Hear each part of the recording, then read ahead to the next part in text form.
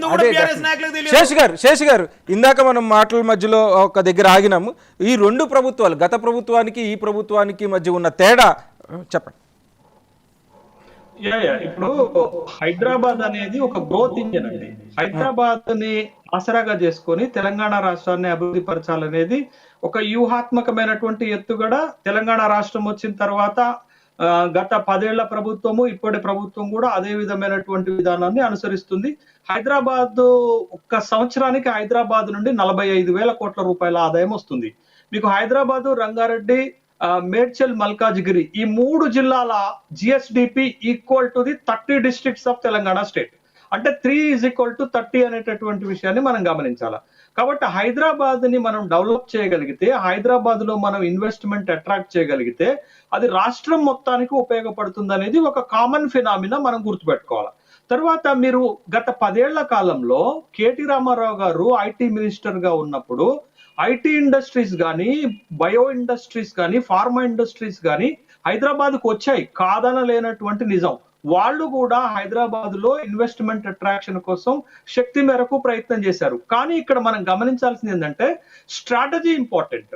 కొత్త ప్రభుత్వము ఒక కొత్త స్ట్రాటజీని ఒక ఎత్తుగడ వేస్తుంది. ఆ ఎత్తుగడ ఏంటి అని అంటే హైదరాబాద్ 4.0 సిటీ అనేది హైదరాబాద్ నిర్మాణం జరిగింది.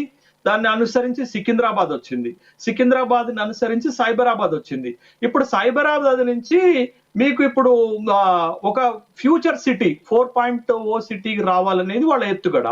ఆ సిటీకి వాళ్ళు ఇస్తున్నటువంటి ఫీచర్స్ ఏంటి అని అంటే ఒక ఇంటెలిజెన్సీ, ఆర్టిఫిషియల్ ఇంటెలిజెన్సీ హబ్ ఒకటి, రెండోది స్కిల్ యూనివర్సిటీ ఒకటి, మూడోది నెట్ జీరో సిటీ.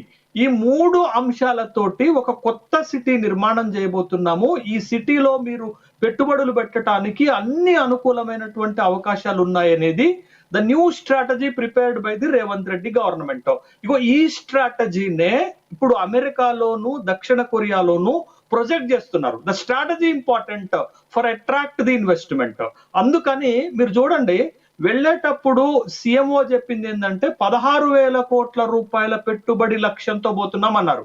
కానీ 31,000 కోట్ల రూపాయల పెట్టుబడులు వచ్చాయి అంటే స్ట్రాటజీ ప్లేయింగ్ అనే దాంట్లో రేవంత్ రెడ్డి సర్కార్ సక్సెస్ అయింది.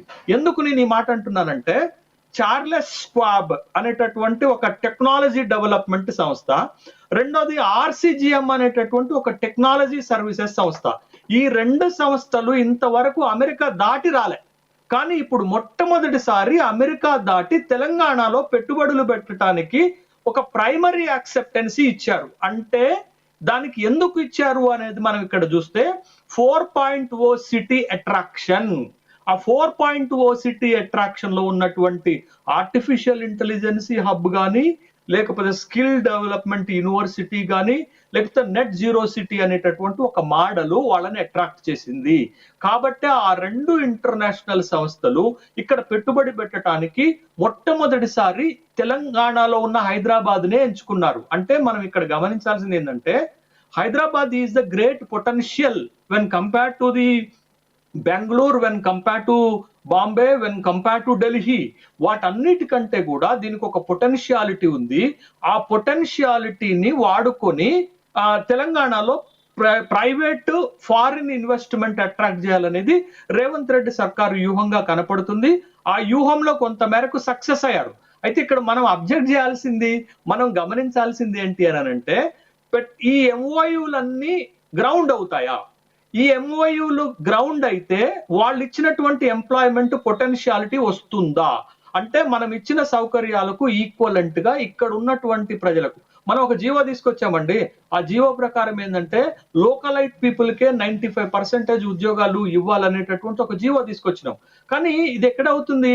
మళ్ళా ద స్కిల్డ్ పీపుల్ అవైలబుల్ అంటే అందుకే కదా తెలంగాణలో కొత్త ప్రభుత్వం ఏం చేస్తుంది, స్కిల్ యూనివర్సిటీతో పాటు 65 ఐటీఐలను అడ్వాన్స్ టెక్నాలజీ సెంటర్స్ గా మారుస్తూ స్కిల్ యూనివర్సిటీని పట్టుకొస్తున్నారు. అంటే ఒకవైపు స్కిల్ డెవలప్మెంట్, మరొక వైపు పెట్టుబడుల అట్రాక్షన్, వాటి గ్రౌండింగ్, ఉద్యోగాల కల్పన, ఇదంతా ఒక అక్యుములేట్ స్ట్రాటజీగా కనపడుతుంది. గత ప్రభుత్వం కంటే ఈ స్ట్రాటజీ మిన్నగా ఉంది. గత ప్రభుత్వం చేయలేదని మనం గారు, ఇక్కడ అనడానికి లేదు. ఇక్కడ మనం ఎందుకంటే ప్రధానంగా శేష్ గారు ఇక్కడ మనం ప్రధానంగా చర్చించుకోవాల్సిన అంశం, మనం అబ్జెక్ట్ చేయాల్సిన అంశాల్లో ప్రధానమైనది మీరు అన్నట్లు మనం ఒక జీవో తీసుకొచ్చాం. 90% ఉద్యోగాలు ఇక్కడ లోకలైట్స్కి రావాలి అనేది. అది ఇప్పుడు స్కిల్ డెవలప్మెంట్తో అయ్యి ఆ స్కిల్ డెవలప్ నుంచి కొత్తగా ఉద్యోగాలు సృష్టించి లేదు, ఇవన్నీ అక్యూములేట్తో జరిగే పనేనంటారా? నిజంగా ఈ గ్రౌండ్ అయిన తర్వాత ఈ ఉద్యోగాలు గత 10 సంవత్సరాలుగా తెలంగాణ అభివృద్ధిలో కీలకమైంది ఐటీ సెక్టారు లేదా హైదరాబాద్ అనేది మొన్న ఎకనామిస్ట్ సర్వే మ్యాగజైన్ కూడా చెప్పిన మాట వాస్తవం. అయితే ఈ డెవలప్మెంట్లో ఎవరు భాగస్వాములయ్యారు అనేది ప్రధానమైన చర్చ. యా కరెక్టే కదా. ఇప్పుడు మీకు ఇప్పుడు జరిగినటువంటి ఒప్పందాల్లో కీలకమైనటువంటి ఒప్పందం, మొట్టమొదటి ఒప్పందం కాగ్నిజెంట్ ఏం చెప్తుంది, మేము అక్కడ మా సెంటర్ ని ఎక్స్పాన్షన్ చేస్తాము, 15,000 ఉద్యోగాలు ఇస్తాము అనేటటువంటి ఒక ప్రామిస్, ఒక ఒప్పందంలో భాగంగా ఒక ప్రామిస్ చేసింది. అది 15,000 ఉద్యోగాలు ఇవ్వగలిగితే మంచిదే, కానీ 15,000 ఉద్యోగాలని బయట నుంచి తేరు కదా. మనం ఎంత కాదనుకున్నా కొంచెం టెక్నికల్ ఎక్స్పర్టైజ్ ని వాళ్ళు బయట నుంచి తెచ్చుకున్నప్పటికీ కూడా మెజారిటీ ఆఫ్ ఎంప్లాయ్మెంట్ లోకలైట్స్ నుండే, లోకల్ జనరేషన్ ఉంటుంది అనేటటువంటి విషయాన్ని మనం గమనించాలి. కాకపోతే ఇప్పుడు ఏంటంటే జరుగుతున్నటువంటి పరిణామం ఏంటంటే ఒప్పందాల వరకు బాగానే ఉంటున్నాయండి, పెద్ద ఎత్తున ఒప్పందాలు చేసుకుంటున్నాం. మనం దావోస్ లో ఫిబ్రవరిలో 40,000 కోట్ల రూపాయల ఒప్పందాలు చేసుకున్నాం. బట్ ఎన్ని వేల కోట్లు వచ్చాయనేది కూడా ఇంపార్టెంట్ అవుతుంది కదా. బట్ ఒప్పందాల లెవెల్లోనే కొంత ఆగిపోతుంది, అవి గ్రౌండ్ రియాలిటీకి రావటం లేదనే విమర్శ ఒకటి ఉంది. దాని నుండి రేవంత్ రెడ్డి సర్కార్ బయటపడి ఇప్పుడు ఏవైతే ఒప్పందాలు చేసుకున్నాయో ఆ కంపెనీలు వచ్చి ఇక్కడికి పెట్టుబడి పెట్టేటట్టుగా, ఎంప్లాయ్మెంట్ ఇచ్చేటట్టుగా, but at the end process కూడా ఉండాలి. బిగినింగ్ ప్రాసెస్ ఉంది కానీ ఎండింగ్ ప్రాసెస్ ఉండటం లేదు. అంటే ఇవాళ మనం 31,000 కోట్ల రూపాయల ఒప్పందాలు జరిగితే ఆ 31,000 కోట్ల రూపాయలకు సంబంధించినటువంటి 19 ఇంటర్నేషనల్ ఇన్స్టిట్యూషన్స్ ఇక్కడ వచ్చి వాళ్ళు పెట్టుబడి పెట్టేటటువంటి సౌకర్యాన్ని కూడా మనం కల్పించాలి. ఆ విధమైనటువంటి చొరవ కూడా ఫర్దర్ సస్టైన్ చేయాలా, ఫర్దర్ కంటిన్యూ చేయాలా. కానీ ప్రభుత్వాలు అన్ని కూడా ఎక్కడ ఆగిపోతున్నాయి అంటే ఒప్పందాల దశలోనే ఆగిపోతున్నాయి. వచ్చినటువంటి పెట్టుబడులు కూడా మనం ఆశించినటువంటి మేరకు ఎంప్లాయ్మెంట్ పొటెన్షియాలిటీ ఇవ్వట్లేదు అనేటటువంటి విషయాన్ని గమనించాలి. కాబట్టి ఈ లీకేజెస్ అన్నిటిపైన రేవంత్ రెడ్డి సర్కారు దృష్టి పెట్టాల్సినటువంటి అవసరం ఉంది. ఆ పెట్టుబడులు తెలంగాణ అభివృద్ధికి ఉపయోగపడాల, ఆ పెట్టుబడులు హైదరాబాద్ అభివృద్ధికి ఉపయోగపడాల, ఆ పెట్టుబడులు ఇక్కడ ఉన్నటువంటి ప్రజలకు ఎంప్లాయ్మెంట్ ఇచ్చేటట్టుగా లోకల్ గవర్నమెంట్ ప్రయత్నాలు చేయాల్సినటువంటి అవసరం ఉంది. ఇక్కడ మనం గమనించాల్సింది ఏంటంటే ఇవాళ ఏ రాష్ట్రమైనా విదేశాల నుండి లేకపోతే ఎన్ఆర్ఐల నుండి పెట్టుబడులను ఆకర్షించకుండా ఆ రాష్ట్రాలను అభివృద్ధి చేసుకునేటటువంటి అవకాశం లేదు. మీరు చూడండి, నరేంద్ర మోడీ ముఖ్యమంత్రి అయిన తర్వాత వైబ్రెంట్ గుజరాత్ తోటి ఎంత పాపులర్ అయ్యారు. ఇవాళ వైబ్రెంట్ గుజరాత్ తోటే కదా ఇవాళ మొత్తం దేశంలో ఇన్వెస్ట్మెంట్ అట్రాక్షన్ లో Gujarat is the first place from 2012 onwards. 2012 నుంచి ఈ రోజు వరకు కూడా గుజరాత్ పెట్టుబడుల ఆకర్షణలో మొదటి స్థానంలో ఉంది అని అంటే అప్పుడు ఒక ఇన్నోవేటివ్ ప్రోగ్రామ్ గా మోడీ వైబ్రెంట్ గుజరాత్ అనేటటువంటి కార్యక్రమాన్ని తీసుకొచ్చారు. ఇవాళ తెలంగాణ ది ఫ్యూచర్ స్టేట్ కూడా అట్లా కావాలా, తెలంగాణ ది ఫ్యూచర్ స్టేట్ నినాదం కూడా అట్లా కావాలి. ఈ ఇవాళ 4.0 అనే సిటీ మనొక సైబరాబాద్ కావాలా, మనొక సికింద్రాబాద్ కావాలా.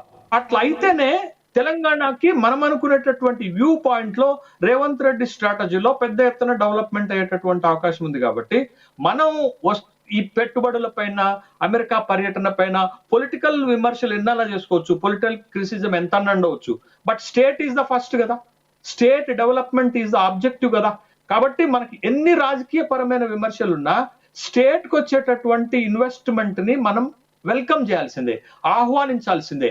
The state objective is the first important for us. ముఖ్యమంత్రి ఎవరన్నా ఉండొచ్చు, కేసీఆర్ ఉండొచ్చు, రేవంత్ రెడ్డి ఉండొచ్చు, లేకపోతే రేపొద్దున మరొకళ్ళు ఉండొచ్చు, బట్ స్టేట్ కి ఇన్వెస్ట్మెంట్ రావాలి. ఆ ఇన్వెస్ట్మెంట్ రాష్ట్ర అభివృద్ధికి తోడ్పడాలి, రాష్ట్రంలో ఎంప్లాయ్మెంట్ జనరేషన్ జరగాలనేటటువంటి విషయాన్ని మనం ప్రైమరీ ఆబ్జెక్టివ్ గా పెట్టుకోవాలి. కానీ Revanth Reddy strategy is good. నేను వాట్ ఐ ఫీల్ ఈ 4.0 city development is the good. దానితోటి ఇన్వెస్ట్మెంట్ అట్రాక్షన్ చేయాలనేది ఒకటైతే, రెండోది సౌత్ కొరియాలో కూడా ఒక మీరు కొరియన్ ఫెడరేషన్ టెక్స్టైల్ ఇండస్ట్రీ వాళ్ళతో మాట్లాడి 2 టైర్ సిటీస్ లాంటి వరంగల్ సిటీలో ఉన్నటువంటి ఒక పెద్ద టెక్స్టైల్ పార్క్, దాంట్లో కూడా పెద్ద ఎత్తున ఇన్వెస్ట్మెంట్ రావాల్సినటువంటి అవసరం ఉంది. అక్కడ 25 టెక్స్టైల్ ఇండస్ట్రీస్ తోటి ఒక నెగోషియేషన్ జరిగాయి. వాళ్ళలో ఒక 10 ఇండస్ట్రీస్ వచ్చిన ఇప్పుడు 1500 ఎకరాలను మనం కేటాయించామండి పిఎం మిత్ర కింద టెక్స్టైల్ ఇండస్ట్రీస్ కి. అదంతా ఖాళీగానే ఉంది 2017 నుంచి ఇప్పటి వరకు. ఒక 3 సంస్థలు మాత్రమే అక్కడ పెట్టుబడులు పెట్టగలిగాయి. ఒక 20-30 సంస్థలు రాగలిగితే అది పెద్ద ఎత్తున ఎంప్లాయ్మెంట్ క్రియేట్ చేయగలుగుతుంది కదా. ఒకప్పుడు వరంగల్లో అజంజాహి మిల్లు ఉంటే డైరెక్ట్ గా 10,000 మందికి ఉపాధి ఇచ్చేది. ఇవాళ అట్లాంటి మిల్లు లేదు, అట్లాంటి ఇండస్ట్రీనే లేదు. కాబట్టి ఎట్లా వస్తుంది ఎంప్లాయ్మెంట్? హైదరాబాద్ తర్వాత మీకు వచ్చేసి తెలంగాణనే గ్రేటర్ సిటీ, మన వరంగల్ గ్రేటర్ సిటీ. కాబట్టి వరంగల్ లాంటి సిటీస్లలో కూడా అట్లాంటి టెక్స్టైల్ పార్క్స్ తోటి ఇండస్ట్రియల్ అట్రాక్స్మెంట్ కనుక జరిగితే ఇక్కడ కూడా పెద్ద ఎత్తున అభివృద్ధి జరుగుతుంది, ఎంప్లాయ్మెంట్ జనరేషన్ జరుగుతుంది అనేటటువంటి విషయాన్ని మనం గమనించాలి. థ్యాంక్ యూ శశి గారు, థ్యాంక్ యూ లింగం యాదవ్ గారు, థ్యాంక్ యూ రజితా రెడ్డి గారు ఈ డిస్కషన్లో మాతో పార్టిసిపేట్ చేసినందుకు. సంక్షేమ